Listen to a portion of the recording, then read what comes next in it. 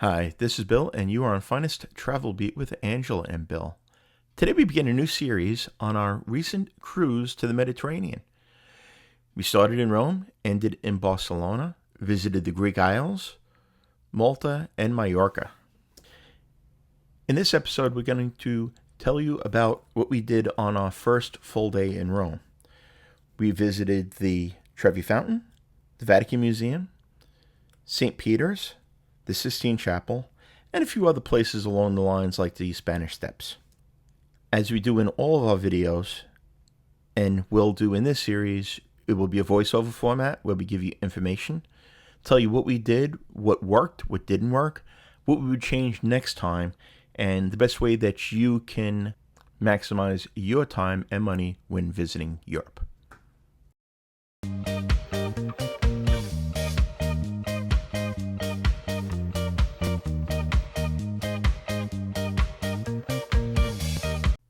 Thanks for watching and the overwhelming support we have gotten. You'll definitely want to subscribe to see the rest of these videos that we will get up as soon as possible. This was our first full day in Rome, and for the tour we booked an early morning tour of the Vatican Museums, the Sistine Chapel, and St. Peters Basilica. It was booked through Project Expeditions, who have become one of our favorite tour operators. We'll tell you a little bit more about them as this video goes on and the series continues. The tour operator was run by Through Eternity Tours. We had a little breakfast that morning at Cafe Vaticano, which is where most of the tours to the Vatican Museum meet. This is on a different side of the of Vatican City, so definitely make sure you know where your tour meets. Also, book these tours as early as possible. When you know you're traveling, go ahead and jump on and try to get the tickets. They're getting increasingly difficult to get. All attractions throughout Europe are making it a little more difficult for the tour operators to basically get all of the tickets. So you definitely want to book early and book through a reputable tour operator. Now, whether it's the Colosseum or the Vatican or wherever you go, don't expect to just show up and get tickets. Even if you can get tickets to some of the biggest attractions in Europe, you may be online for hours, and in general, most of the time, day of tickets are just not available. Having done a private skip-the-line tour was really worth its weight in gold. Not inexpensive at all. But we were able to breeze past the lines outside, right through security, through the lines inside, and our guide Ertuk was amazing at getting kind of around the crowds, taking us to spots where we could hear ourselves think, and explaining things. Here we are actually inside Vatican City now, waiting to go into the Vatican Museums themselves. As on the left there you can see are the Vatican Museums. They are huge. We only see part of it. You could probably spend days and days going through what may be one of the greatest art collections in the world. We stopped in a couple of areas out here where our guide was able to explain things to us before we went in, which was nice because that way we knew what to expect, and two, we weren't standing in crowds in front of pieces of art and being kind of in the way and not able to hear ourselves think. A couple of other quick notes. As with most religious sites throughout Europe, they will not let you in if your knees are exposed or if your shoulders are exposed. They often do have shawls that they can provide you. Most women will carry a scarf. I bought a pair of convertible pants that actually have zip-off legs, so that way after the tour, I was able to take them off and be comfortable. Our guide gave us absolutely phenomenal and fantastic information through the whole thing. I will not be telling you much about the specific items. I'll let you do that yourself. It's something that you can enjoy, but I just kind of want to give you an idea of the scale of it and the types of things that you will see. Oh, also make sure that you have photo ID with you, and they do not allow large backpacks. Coming up in a couple of seconds here is the room that has sculptures of animals. This was explained to us very interesting that back in thousands of years ago, there were no photographs, and if you lived in an area that didn't have elephants, you would have no idea other than what somebody described as an elephant. So sculptures of different animals were kept in homes of the wealthy and the aristocracy, so they would actually know what the animals looked like. Because if you didn't live in Florida, someplace that had water, you would never see an alligator and have no idea what this creature looked like. We found that very, very fascinating. In general, I'll tell you, the Vatican Museum was just absolutely breathtaking to see works of art that were thousands of years old. For those of you fans of the channel and saw our videos on England and the British Isles and Ireland, we were absolutely amazed at some of the things that we saw that were 1,000 years old. Many of the items in here are much older than that. Now, the tour ends in the Sistine Chapel, but you'll notice there are no videos or photographs of the Sistine Chapel, as it isn't allowed. The Sistine Chapel is absolutely breathtaking to be underneath the ceiling where Michelangelo did his most famous artwork, and also to be in the same room that the conclave elects the Pope. And hearing from our tour guide about that process and the tradition behind it and how they are locked in the room just was beyond description of words. As we go through, I'm just going to invite you to subscribe to the channel to see the rest of the videos. I'll get them up as soon as possible, but we are going to have so much information for you that will be helpful and useful. Everything from currency, how to avoid becoming a pickpocket victim like I was, taxi availability. It's a really kind of overwhelming to travel through Europe if you're not used to it, and we're going to do our best through these videos to keep them kind of short, but give you a lot of really good, useful information that you can use. I probably should have put this earlier, but just for those of you that do not know, Vatican City is the smallest independent country in the world. It is located entirely within the city of Rome. It is seat to the Roman Catholic Church. They have their own government. The Pope is essentially the king of the Vatican. They have their own bank. They have their own post office. They do have this Swiss Guard, who are very traditional uniforms that they have. I think I have some video at the end of this you can see.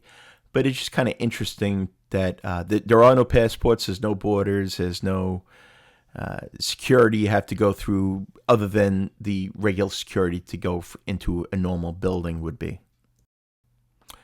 We're going through the tapestry room now. Again, our guide, who you can see right there, was absolutely fantastic. He gave us so much information, it's not funny. Here we go into the map room. I'll give you a fun fact about this. The maps in this room are all of Italy. The east side of Italy is on one side, the west side is on the other, and as you go through the room, it goes from south to north. So each one of these has a map. These maps are actually the first time that they used the traditional map colors of green indicating land and blue indicating water, browns and different colors indicating mountains. The other thing that we did not visit is the Raphael rooms. The Raphael rooms are actually off into a different corridor, and our guide really suggested that we skip the Raphael rooms because it is extremely crowded and a long line to get there, and thought our time would be better served as him walking us around St. Peters Basilica and really explaining things in depth there, which we agreed to. I think that was the better way of spending our time. We're now outside of the Vatican Museums. They leave off into that area. That's after we visited the Sistine Chapel. We were in St. Peter's Square. You can see all the chairs that were set up. On Wednesdays, there is an audience with the Pope most days, and there's a Mass on Sunday. So those probably aren't the best days to visit the Vatican Museum. But if you would like to see the Pope, Wednesdays and Sundays are the days that it's you're most likely to be able to do that. Again, our guide explained the papal apartments, which you can kind of see up there. The statues, there's statues all around. We probably could have spent a week here just with all the information and all the symbolism. And it just, even if you're not Roman Catholic, we happen to be Roman Catholic. I think of any religion, you're going to get so much out of this as a historical site that is well worth your time. Here we are just outside of the entrance to St. Peters Basilica. As you can see, there's a lot of tour groups. Again, I highly recommend going with either a private tour or a small group tour, also through a reliable tour operator. It will cost you quite a bit more money, but sometimes you get what you pay for. And let's face it, especially if you're in the United States, you're not going to be going to St. Peters Basilica or the Vatican very often. So whatever you can do to maximize your time there, to me, is worth it. And we'd rather save our money in other areas. Now, St. Peters Basilica was crowded, but it wasn't overcrowded. We didn't feel like, we were being pushed around or anything like that. One thing that was disappointing, as you can see here, is the wall. Behind that is the Pietà, which is one of the most famous sculptures in the world, if not the most famous sculpture in the world. Unfortunately, they are redoing that area, and we weren't able to see it, which brings me to another point as we go through St. Peter's Basilica. 2025 is a Jubilee year in the Catholic Church for Rome. Every 25 years, there is a Jubilee where Catholics from all around the world make a pilgrimage to the Vatican and to Rome.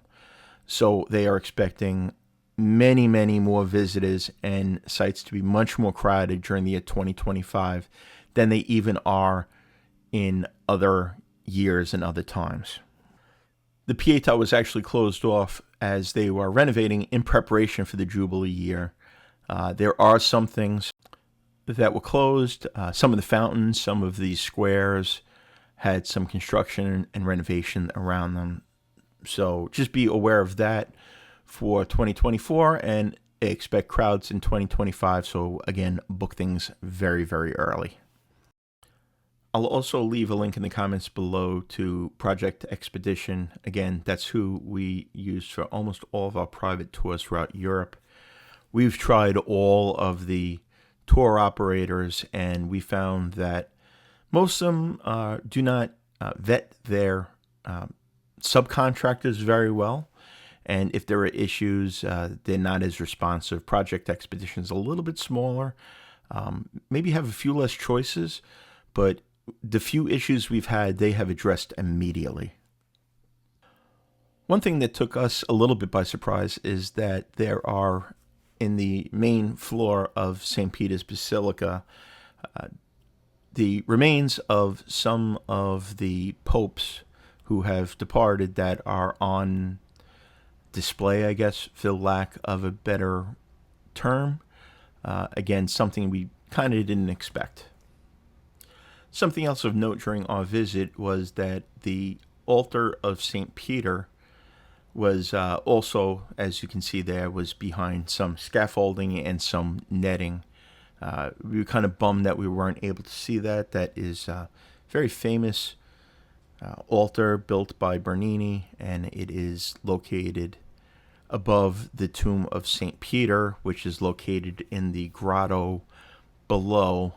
We'll have some video of the grotto area as well towards the end of this video, or towards the end of our Vatican visit. Our tour guide spent a lot of time going through the basilica with us and pointing out all of the different statues and the artwork, and really explaining things to us, explain the symbolism. There you can see St. Andrew, who's crucified also, and that is St. Andrew's cross that is behind them. I'm not going to spend a lot of time going through each individual statue, but what I will do is I will recommend that you book a tour that the tour guide spends enough time going through and kind of explaining things to you Again, a lot of information to kind of absorb. If I remember a quarter of it, it is a lot, but just fascinating, absolutely fascinating. One of the things you can also do here is climb up to the dome of the basilica. It was recommended that we do not do this. An elevator takes you part of the way up. The rest of the way you have to climb up many, many stairs, and it's kind of a one-way trip, so once you start up, you can't go down. If you're in any way mobility challenged, definitely not for you. We ended the guided tour portion and decided to stay around and walk around St. Peter's a little bit more and visit the Grotto. The Grotto is an area below the main floor of St. Peter's Basilica. It is the final resting place of many of the popes of the Catholic Church and also St. Peter. Now, we honestly thought this was a separate tour, and we're kind of surprised that we were able to just kind of do this on our own. Very, very, very interesting, very solemn. We'll walk you through here a little bit. Just there's different corridors that kind of go off that have different, again, the final resting places of many of the popes. One of the highlights of the Grotto was certainly visiting the tomb of St. Peter.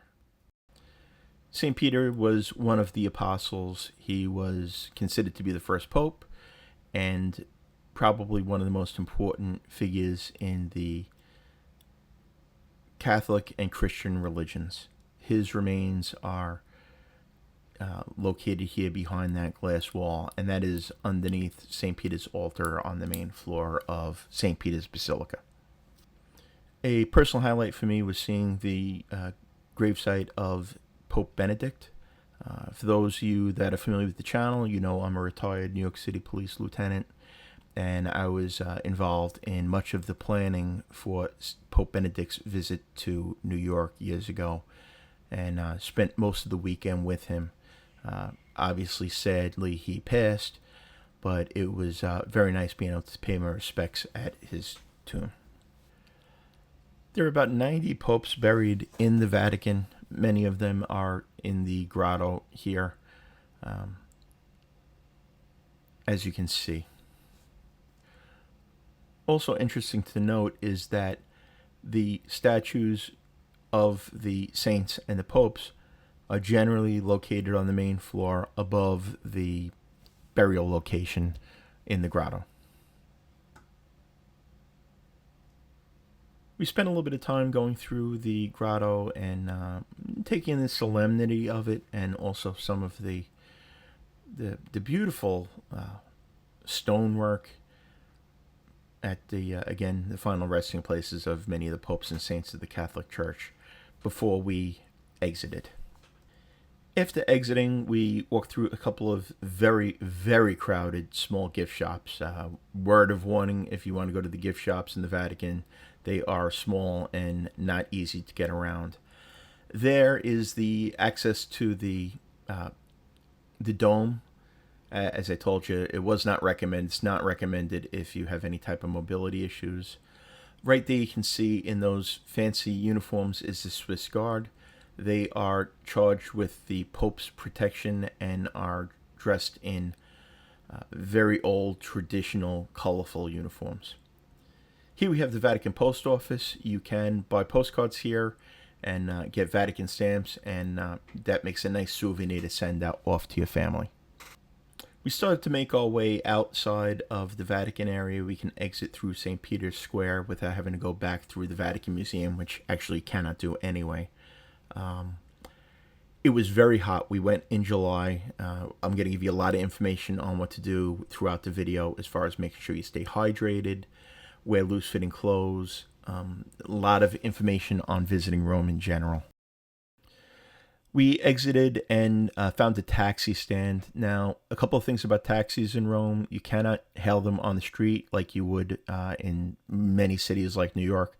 They are only at taxi stands. Also, our experience with Uber was not very good.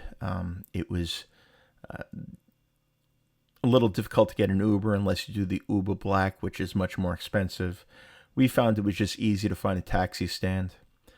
That being said, Rome in general is very walkable. Now, Vatican City is located a little bit outside of the main area of Rome, a couple of miles away, not a walk that we were looking to do first thing in the morning. So we taxied out to Vatican City and taxied back. Again, the taxi stands are pretty easy to find. Google Maps is your friend here.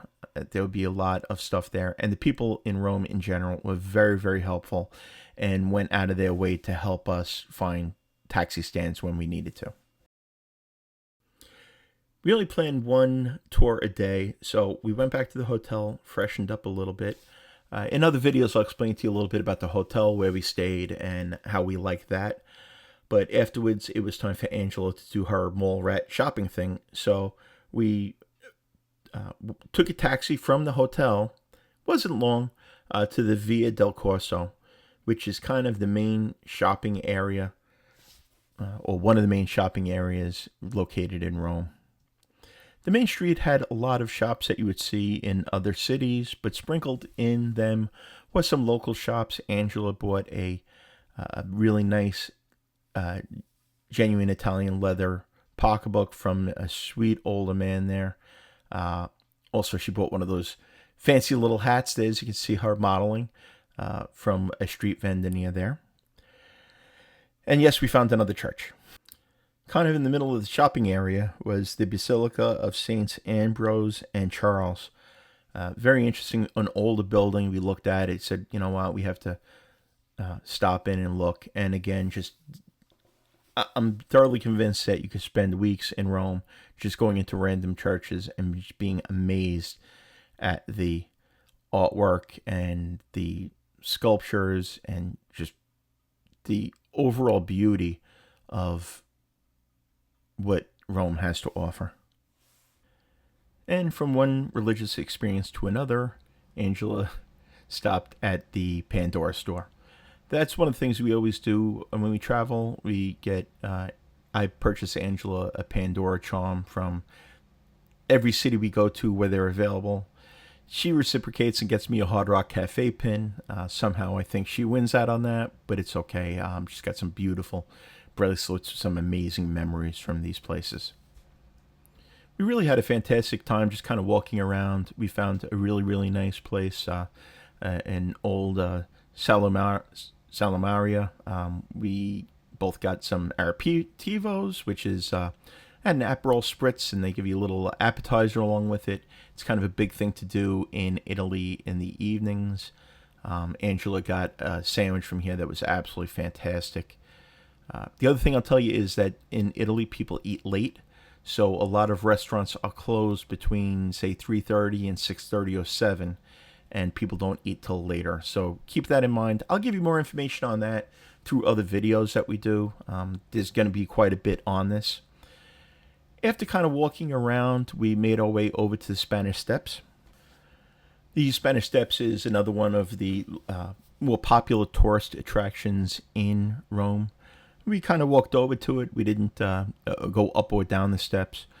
Technically, you're not supposed to sit on the steps anymore, but as you can see, people weren't really paying a whole lot of attention, and we didn't see much enforcement of it. Another tip I'll give you is bring a reusable water bottle. All over Rome are these beautiful water fountains, and the water quality is excellent. As a matter of fact, there's a video coming up of Angela getting some water from the fountain that is located right in front of the Spanish Steps. She tasted the water, I tasted the water. It is absolutely delicious. As you can see, Angela, they're stepping out, filling up the water bottle a little bit without trying to fall in the fountain. Bring good shoes also. Really good, comfortable shoes with a good sole. The streets are very uneven. There's a lot of hills, not terrible hills, but there are a lot of hills. A lot of the surfaces are marble and uneven. Again, bring something that's got a really, really good sole on it. Also realize that the roads are extremely narrow. We'll go into that more in some other videos.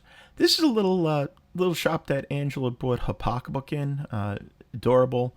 Very, very nice gentleman there that helped us out. We Actually went back here twice because we went in once. We don't like dealing with being the oversell. Angela went in there. The gentleman was very nice. He wasn't pushy. She decided she liked the pocketbook. She liked the gentleman that wasn't pushy, and she came back and bought it. Now, we have a lot more video, but I'm going to try to keep these to about 25 minutes or a half an hour tops. So we'll go back and we'll talk to you about food and some other information. Here we are at the Trevi Fountain.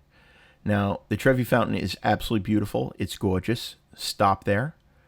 Do not go there on a weekend or even on a Friday. Try to get there earlier in the week if possible. It gets extremely crowded. There are pickpockets everywhere.